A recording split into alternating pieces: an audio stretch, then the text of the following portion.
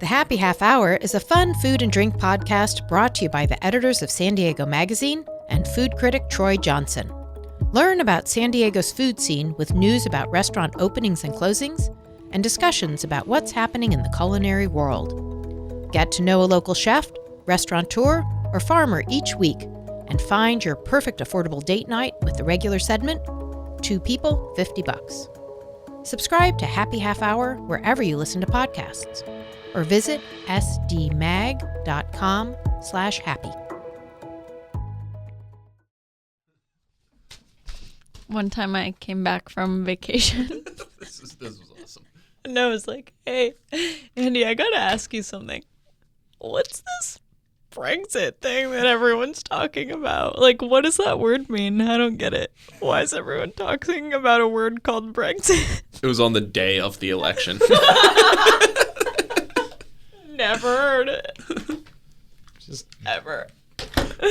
like, sorry, we've got inclusionary housing shit to focus on here.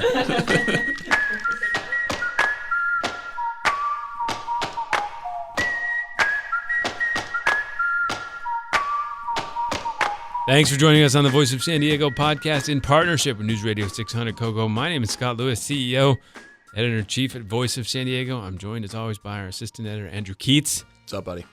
And Managing Editor, Sarah Libby. Hello. Hello. So coming up on this show this week, housing. We are going to get deep into land use and housing. Mayor Kevin Faulconer has gone right into the taboo of local land use, height limits. We'll explain what he's proposing and what he is not proposing. San Diego City Council has passed an affordable housing mandate. It happened after a lot of back and forth and what looks like a compromise. The people proposing a new tax for affordable housing say lots of voters support their effort, but do they really? And MTS, the Metropolitan Transit Association system of associating systems, has a big decision ahead next week. But first, a spokesperson for the spokespeople, Georgette Gomez, just reelected council president for the city of San Diego. And her first move, as a sort of governance move, was to hire former City Beat editor Dave Rowland as the first city council communications director. Now, everybody loves Dave Rowland, right? Mm-hmm. All sides seem like he's their fan of Dave Rowland. Mm-hmm. But if you're keeping track, let's try to arrange all this in our mind. The mayor has, 5 spokespeople? 4 or 5, if you count a couple? Yeah. The city staff has its own communications department led by a communications director. It's an entire floor of City Hall. That's how many people are in that part of it. There's a little directory of all these different people. There's somebody you can call to figure out who you should call on that floor. Because all major departments have their own spokespeople. Right. So the police have their own, fire, public utilities, they all got somebody. Mm-hmm. The city attorney got a bunch. Got its own spokespeople. And each city council member has at least one of their own. Yeah. And one of those city council members is a council president. Who has one of her own. One of her own. Or his own in the situation that it's that. All right. And so now the city council as a whole has a spokesman. Which is interesting among these various things we've laid out because the city council doesn't always agree on everything. Yeah. It's yes. It remains a rather diverse body, even when it's, dominated by Democrats, as we've seen literally recently. Even they don't agree on some rather high-profile legislative goals. And even when they do agree, it is often after a process of sausage making taking place on the dais. Yeah. Right? So you have a proposal that's going to the city council as a body, and they have to hash out amendments and alternative ways of doing that thing that balance their competing priorities before they determine what they would support. That's the case even when they vote unanimously on something. Right. And so then, when you look at the press release that came out, Georgette Gomez said she wanted to highlight the accomplishments of the city council. And, I was curious, like, again, there's some dissenting views from time to time. Would this communications director be speaking for them? I spoke with Chris Cate, a councilman. He said he looks forward, and his tongue was in his cheek, saying he looks forward to this person trumpeting their Republican ideas and vision for the city. So I don't know what's going on here. As a fellow professional communicator, Yeah. I can tell you that one thing that helps make things clearer, more streamlined, is adding more people and another layer of bureaucracy. Yeah. It never hurts. Yeah. I gotta say, it seems like a really hard job. Yeah. Seems like a very hard job to me. Yeah, I mean, I guess unless they've defined it that he's really just another spokesperson for the council president, but with like a different portfolio of responsibilities to speak more, like not to speak about District 9 issues or specific Georgette issues, but like Except what if, Yeah. like, I can't imagine a scenario where this is the case, but it's possible. Like, what if she or whoever's in that role is in the minority of a decision made by the council? Yeah, no, there's going to be does he some not awkward speak moment. for I think, them I think speaking to Andy's point, like there will be some awkward decisions about what he's actually going to say, which means I bet he just doesn't say anything at those points, which was Why brings up have a why have that person. Yeah. Well, so we wish Dave Rowland well. I mean, I think the only person left is to get a spokesperson for all the spokespeople, even though there's one already for all the others. Yes.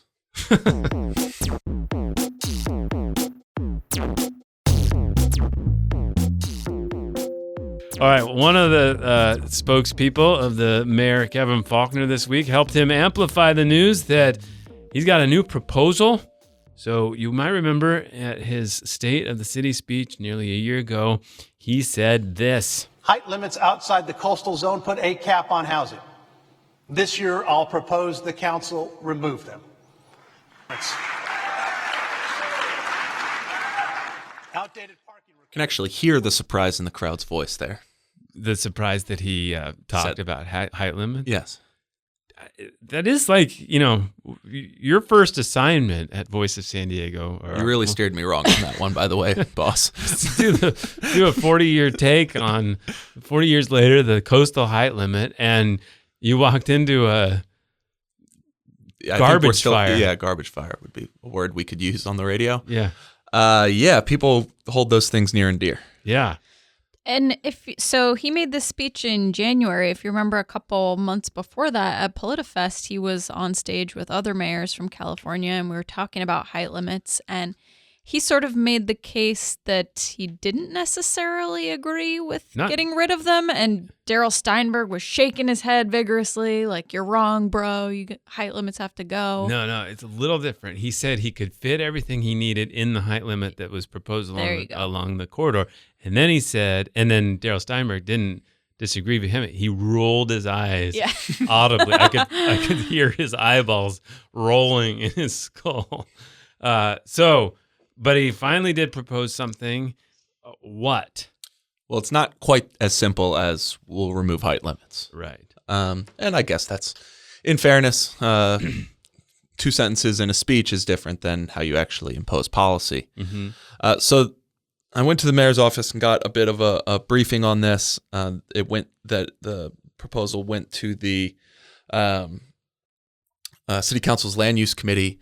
It's basically like a value capture concept, which is a term of art that's popular in urban planning. Basically, if you really upzone a property substantially, or if you just increase its development potential, then whoever owns that property just received like windfall profits by no work of their own. And so the theory goes that if you do something like that, then you should try to scrape back some of those windfall profits for the benefit of the public. And that's, I think, the concept around this plan. Some of the details still need to be worked out, but basically they've made it an opt-in program. So it is not just something that everybody definitely gets the benefit of. It's if a developer has a new project and they choose to enter into this, and they're within a half a mile of a transit stop, a high quality transit stop, and their property is already zoned to allow for apartment development. So not a single family home zoning. Does not touch single family home zoning. So if you, but you could be zoned for commercial, but within that zoning, you're allowed to build apartments. Anything that would be allowed to build apartments would qualify for this proposal, and you could opt in. And then if you do it, you get no height limit, no density limit, no per unit restriction. So you could have tiny places. So you could build as tall theoretically as you want, and as many units theoretically as you want. You do in exchange get a square footage limit, basically, which you could build as tall or as many units as you want within that square footage limitation. But then you have to agree to build 10% of the units on site for inclusionary zoning for low income people. Mm-hmm. Reserve those. You can't pay a fee to get out of it. You have to put them on site. And then another 10% you have to put for median income, people up to about 100 or about 20% above the area median income. So 20% of your units are going to be reserved for low income people or middle income people. And you must build some sort of public benefit, like a outdoor park or a public plaza like you see in like Little Italy, or some sort of linear pedestrianized walkway. That has to be part of your project as well. There is a fee that you could pay for that one to get out of it, but the mayor's office says they're going to try to set that fee at a level that developers will build the projects. So you get this increased development potential that kind of blows past existing height limits, and in exchange the public would get these things that they're constantly talking about and asking for: low income units, middle income units, and public benefit perks like parks, walkways, plazas. So would this go into effect for existing like zoning things that have already gone forward? So for like the Marina corridor, would it be in effect? It would be in effect anywhere that is within a transit stop. This would go on top of whatever other developments are in place, which also means it's a bit of a moving target. So it applies anywhere where you can build apartments, which means if there's a place today that is single family zoning, and sometime 10 years from now they rezone it to allow for apartments, suddenly that area becomes eligible as well. Now this is just a proposal? It's just a proposal. It was just an info item that went to the committee. They said they've got some other details to hash out, but it's going. The environmental review's out, so that process is moving. And they hope to adopt it next year. And it excludes the coastal zone still. The coastal zone, you could be part of this program, but you couldn't blow past the 30-foot height limit because that was enacted by voter initiative. Therefore, it can only be removed by voter initiative. Got it. I mean, you made the point that, there's a difference between two lines in a speech and actual policy making, which sure. Yeah. But even given that, this isn't the most ambitious proposal it possibly could have been for somebody who said they were going to get rid of height limits, right? No. I mean, as we, the reason this comment drew so much attention when he made it is because it's potentially quite controversial, potentially quite ambitious. And you could hear it in that crowd's voice. There's like a hesitated, you can imagine them looking at each other like, did he just say that? Right. We're supposed to clap for everything, but I don't know about this one. Right. Whereas this proposal, when it was announced, you had Councilwoman Jen Campbell, who represents the Bay Park area that's been that has had so many objections to changing height limits. And she just said, "Oh, this seems really great. I need to see more details, but it seems like you've really been very thoughtful." So it was not received as a controversial proposal. I should say one more thing about some details. They've created 3 basic zones for what that square footage limitation would be. Downtown, there would be none. Downtown would have no height, density, or square footage restrictions if you opted into this program. You'd still have to follow all the requirements, but you wouldn't have anything like that. In urban areas, which they define based on how many miles a day people drive, but basically it'll end up being places like Uptown, North Park, City Heights. There would be a pretty high square footage reduction requirement, and then in the more suburban area, like out in Carmel Valley, Rancho Bernardo, there would be a slightly smaller one. So there'd be 3 different types of requirement depending on where you are. Fascinating. Well, speaking of housing, some of the housing that might go in there would be affordable units, perhaps. And affordable housing advocates want to raise property taxes to fund a $900 million bond to build homes. They want it on the November ballot. Proponents say 70% of voters support it, but the poll that showed that was just a little jargony. When describing what the measure would do, it said, quote, shall the city of San Diego issue $900 million in general obligation bonds with an estimated levy of 19 cents per $1,000 of assessed value? It's a good poll, robot voice. Right. Now, I think maybe 10 people understand what they're talking about with that. This concept of charging per $1,000 or $100,000 of assessed value as a property tax increase is something that we've watched for years with the school district that does this. But just to be clear, what they're talking about there is that 19 cents per $1,000 assessed value. If the assessor values your house at, say, $500,000, we're talking about a $95, 19 cents per thousand, $95 increase to your property taxes. And so I suspect that had they said it a little more clearly that they were raising property taxes, they might have gotten a different result than whatever people thought the levy on assessed value is. To you, Sarah. Am I wrong on that? No. There's a more efficient way to say that, which is tax. Right. I mean, why did they keep doing this? We watched the school district do this. They find, sometimes they do like $66 per $100,000, or sometimes it's like $6.6 per 10 or whatever. It's like, dude, what are you doing? Or 1,000? I don't know. It's just assessed value too. Nobody knows what that means. No. Is that what Redfin has my home valued at? No, it's what the assessor has it at. It's just There's definitely a clearer way to say this. I think we could agree with that, right? Right. So this is probably if you were like buying like a pack of gum, would you ever say to the clerk like, "Excuse me, what is the levy on this?" What is the assessed value of this property?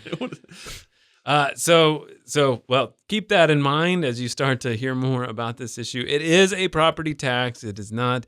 And does anyone on earth understand what a bond is either? No. Yes. I mean, we do. A few other people do. Something I think about a lot. A little iffy. All right, keep that in mind. They want to borrow a lot of money, and to pay it back, they want to raise your property taxes. All right, another one on housing. It's a big week for housing. San Diego City Council President Georgette Gomez made a deal this week with business groups. The deal is about inclusionary housing, which is Gomez's top priority. The city's, she basically said, if you business groups want to build homes, you better build 10% of them reserved for people who make 60% or less of an area's median income. If you don't do that, you have to pay a fee. That she wanted to increase that fee significantly. What was it at, Andy? It was at $12 per square foot of construction. Mm-hmm. And she wanted to get it up to, and now it's going to get up to 25. But it'll go up more slowly than she had hoped, which is basically the heart of the compromise, right?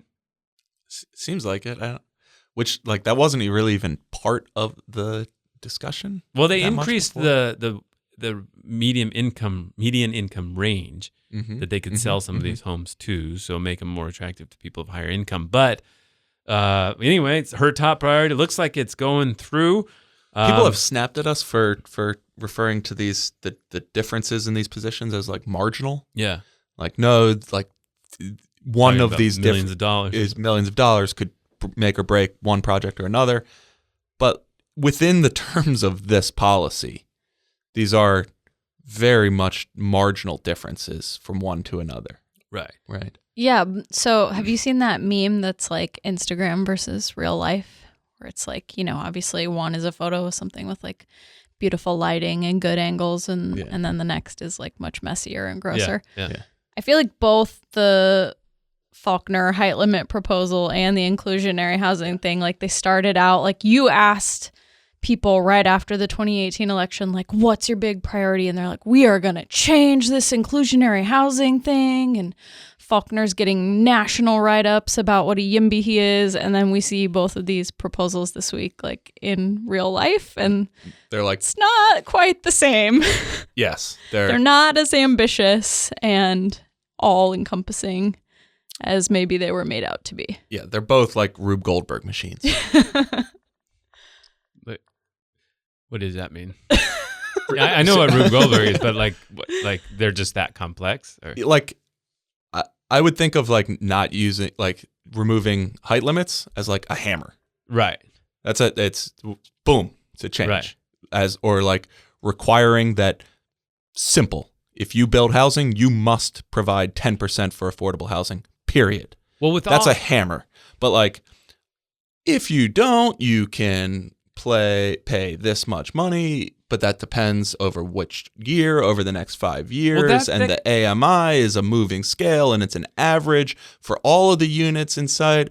Or like it's a value capture program that you can opt into in these 3 separate zones. Like, well, that gets to something I'm into those sorts of detailed policy debates. I like learning about those things, but they're not exactly as clean as far as messaging goes, I would say. Well, but doesn't that mean like something maybe broader? Like, are we making it so complex to be involved in building homes that it doesn't actually make it easier to solve this crisis? Like, look at the 3 things we just described: the affordable housing requirements, the height limit stuff. I mean, you gotta hire somebody who studies this for their life to get these projects taken care of, right? And is that ever changing? Like, is anything easier because of what's happened with these 3 proposals?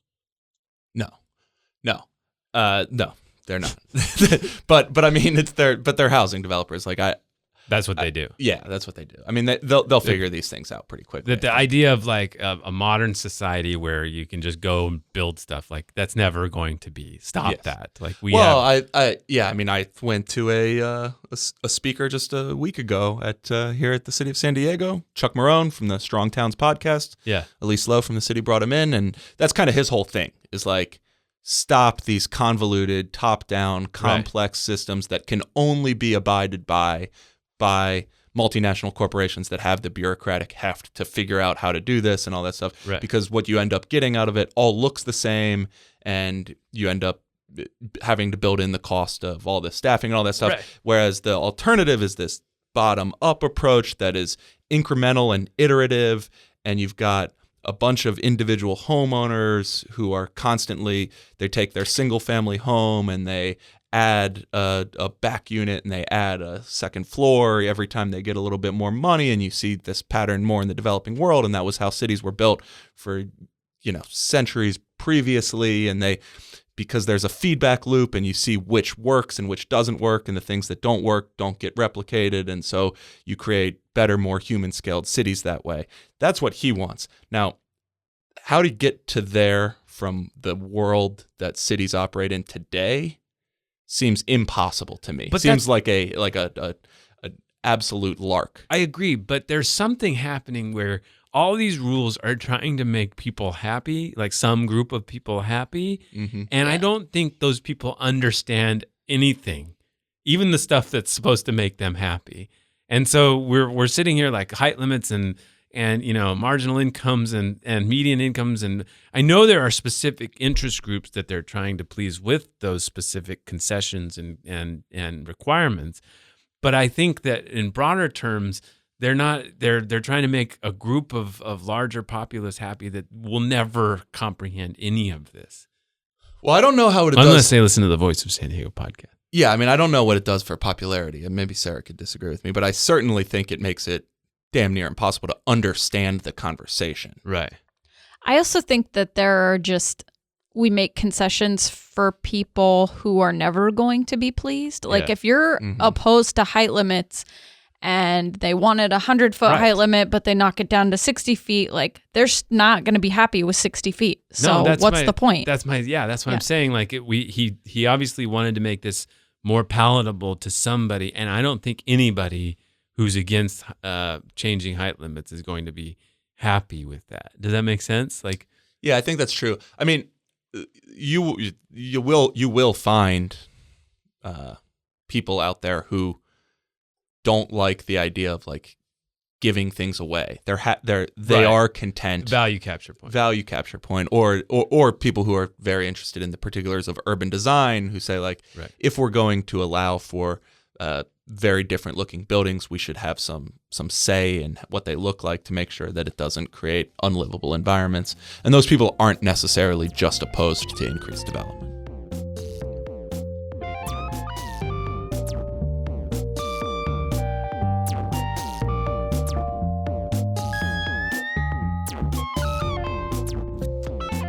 Okay, we're going to take a quick break. On the other side, we're going to talk about the Metropolitan Transit System. They're still pushing for a tax increase. They're calling that a tax, right? Not a levy. And so we will break down a big decision that they have to make about that. We'll be right back.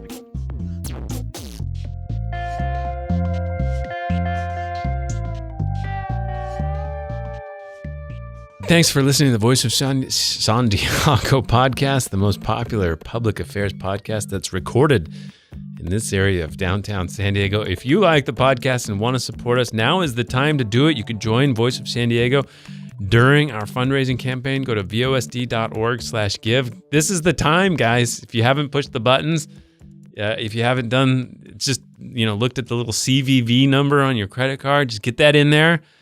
We need it. We need to pay the bills. We need to make sure everybody can thrive and do great stuff in 2020. So please consider that. VOSD.org/give. All right. You'll feel better. If you've been listening to this show for a while and you've just never got around to it, you've been saying to yourself, like, I'm going to give a little bit of money. Yeah. This is the time. Do it. You'll feel great. Yeah. It'll be like weight off your shoulders. Put in the little do it for yourself, not for us. Put in the little acknowledgement. I feel great. Yeah. In that little comment, and We'll we'll all see see it. it, and we'll know we had a connection with you. A connection unlike any other one in San Diego, really. Okay, my favorite investigative project for Voice of San Diego was the project on school misconduct because it really allowed me and our reporters to connect with the community and talk to people who felt like their voices weren't heard on something so emotional and personal. My favorite project to work on was a photo essay that I did on a San Ysidro High School student who has to walk 6 miles every day to get to school. And that's because my favorite thing to work on was having a part in making the upcoming schools guide. My favorite thing about Voice of San Diego is that we do journalism in a no-holds-barred kind of way. Voice of San Diego needs your support because we are holding powerful people accountable, and we can't do it without you. Oh my God! I'm just kidding. So good. That's funny.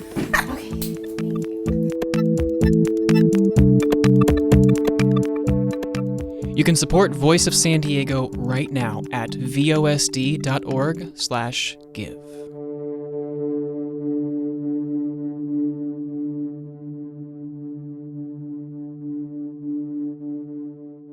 Okay, this week, leaders on the Metropolitan Transit System's Board of Directors considered two different visions for a tax increase that they want to put on the November 2020 ballot. Now, this is different than the earlier tax increase we talked about for affordable housing.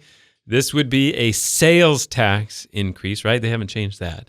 Sales tax.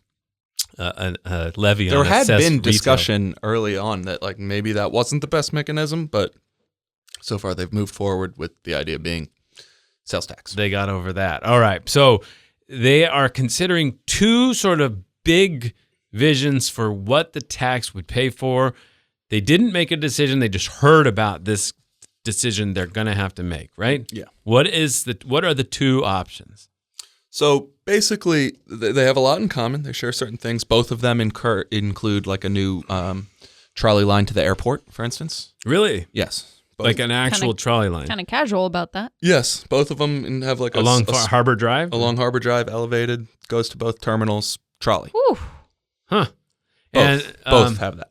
So does that mean the Grand Central San Diego is RIP, R.I.P.?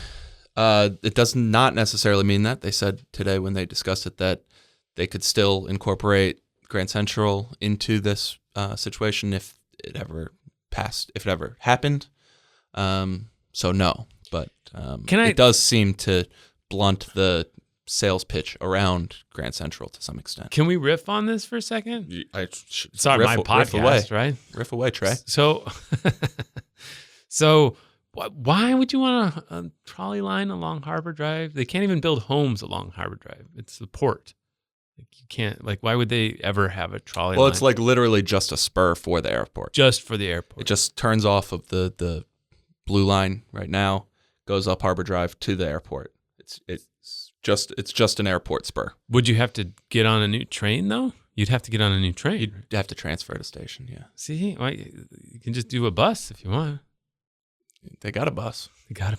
What is it? The 932? 992. Sorry, the airport flyer, if you want to call it. If you yeah. want to use their branding, which has taken off, as you can tell. It's really captured the minds. Yeah. All right. So, okay, go on. Continue. Thank you for that. So then there's the one big difference, basically. So the other thing that they both include is increases to general service levels from the existing system. So they increase frequencies on local bus routes. They go to 24-hour service on bus routes. And they would also basically add some local bus routes. One of the measures has about half of the various envisioned improvements along that side of that type of thing. The other one has all of them. The one that has only half spends less money on those sorts of making the existing bus networks better and more useful and more robust, because it would include a purple line, the much discussed purple line, which would be a new trolley line from the inland South Bay area up to Kearny Mesa. Isn't it the Otay Mesa crossing, or where it would start? I think that would be a later extension. Oh, right now okay. it's primarily they refer to it as the inland South Bay area because they haven't exactly chosen an alignment yet. Okay, and so this would be like the goal. The idea is a trolley line of some kind that would move people from where a lot of people live in inland South Bay to where a lot of people work in Kearny Mesa. Now, have they grappled with the Hassan Akrada critique of this? He was there. And he came to MTS today to dispel any idea that they are not working together and to make it clear that they are working hand in glove on this measure and that the proposals on the table are fully consistent with his vision. Let me explain what he was talking about. So this Hassan Akrada is executive director of Sandag, and his point was, why would you build a line like this up over the 805? Because nobody lives on a freeway. You should have it somewhere where people live, and thus you should literally go underground and or at least through neighborhoods. Underground at some points, but at least the right-of-way should travel through neighborhoods where people actually live. So has he abandoned that criticism? No, he's saying that if we're to take him at his word, what he said, that is the alignment that MTS will eventually pursue. Does MTS get to decide this, or does Sandag? How does that work? It sounds to me like what they're saying is that Sandag will ultimately be like that they're partners in this measure, so that this will be, he referred to it as, what he said is, this measure is a down payment on his transit vision. Okay. So it's paying for some of these big projects. And so Sandag may be, it may be that MTS gets the money for this project. Sandag ultimately builds the project and then turns it back over to MTS to operate the project. So MTS is, in this case, almost a vehicle for more easily raising taxes because they don't have to ask people in North County or these more conservative areas to support it. I think that's correct. Okay. Yeah. And so then then there's a bunch of other things they would the measure that does not include the purple line would add 18 new rapid lines, these bus rapid transit lines. They would also kind of improve some of the existing bus rapid transit lines. So, for instance, one of the images they showed was that they would build like a nice, really landscaped and improved upon version of the Mid-City Rapid that runs on El Cajon Boulevard now, which would have its own dedicated right-of-way. That's a pilot program that's been implemented now, but this would be better and more inclusive than that. So there would be a bunch of different things like that. Also included in both projects is a aerial gondola, a skyway. Woo. The gondola is alive. Yeah, from the Mid-Coast Trolley Station that will be built at Voigt Drive down into the canyon to Sorrento Valley in that job center there. Oh, where's Voigt Drive? It's in UTC. Oh, okay. So on the top of the canyon at UTC area down, it's like a 2-mile trek. Oh, so if you worked at like Qualcomm, you could take the gondola. You could take the trolley to UTC and the gondola down. That sounds nice. It's something to look for. They studied, but ultimately did not pursue a gondola from one of the Mid-Coast stations in like the Bay Park area over to the beach. They were going to call it like the Bay to Beach gondola. They ultimately decided not to pursue that, but there's some money involved for studying some of those things. I think when you talk about city traffic, there's no question that the place that people are most upset about usually within the city of San Diego is that Sorrento Valley area. Yes. Like it's just a constant, like Qualcomm, all those places talk about how hard and bad it is. Yeah, it's like an economic development problem. I'd be really interested in like what they would think of that solution. Well, one of the things that they discussed when they were going through it was that it's there would still be some first mile, last mile problems once you get down there, because the alignment of all those homes is very like office parks that are kind of sprawled about. So like, congratulations, you got down to a gondola station at the bottom of that valley, but how do you get to your job at whatever tech? Yeah, walking there is not an option. Natural. So they would would be looked at strangely. Yeah, so they would have to come up with some sort of shuttle system that takes people to all the different actual office locations or scooters. Well, I hereby demand a moratorium. All right. Well, again, thanks for listening to this show. We appreciate the fans of the pod who are out there, all who listen every week and come to our live shows. Thank you so much. We've got a great schedule coming together for next year. Please help us make next year strong and great. We're trying to raise $200,000 to make sure that we can do everything that we have planned for next year. It's going to be a huge year politically. There's so many races. PolitiFest is going to be huge. We've already got a date. Looks like that's going to come together strong. But all of these races we've got to cover as well as possible. We need investigative profiles. We need fact checks. We need explainers of all the different issues. Help us do that. If any of this means something to you, consider contributing at vosd.org/give. That's vosd.org/give. Thank you so much for doing that. I'm Scott Lewis, the CEO and editor-in-chief. Andrew Keats is assistant editor at Voice. Sarah Libby's managing editor. And this show is produced by Nate John, Megan Wood, and Adriana Heldies. We will talk to you next week.